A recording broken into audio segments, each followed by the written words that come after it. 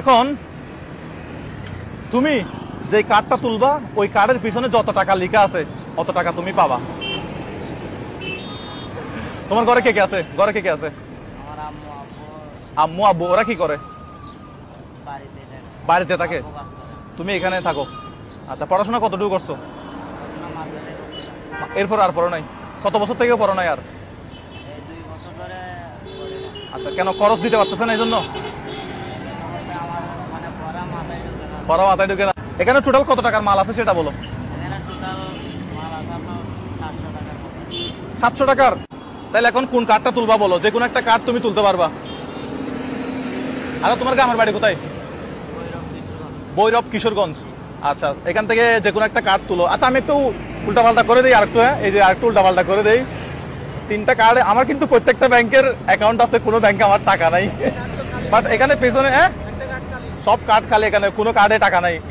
আমার অ্যাকাউন্টে কোনো টাকা নাই, বাট এখানে লেখা আছে কত টাকা তুমি পাবা। এখন 3টা ব্যাংকের কার্ড থেকে যে কোনো একটা কার্ড তুমি তুলো। বিসমিল্লাহ। তোমার নাম কি বলছো?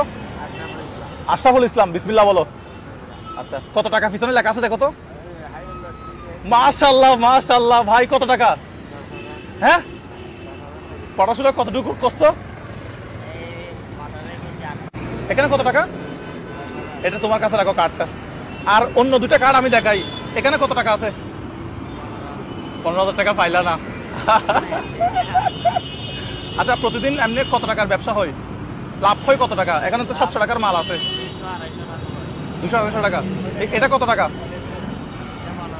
তুমি তো পাইলা না ভাই। আচ্ছা, এটা কত টাকা? আচ্ছা, উল্টা করে দিচ্ছি, সরি। 5,000 টাকা। তাহলে তুমি পাইছো কত টাকা? আশরাফুল ইসলাম না তোমার নাম?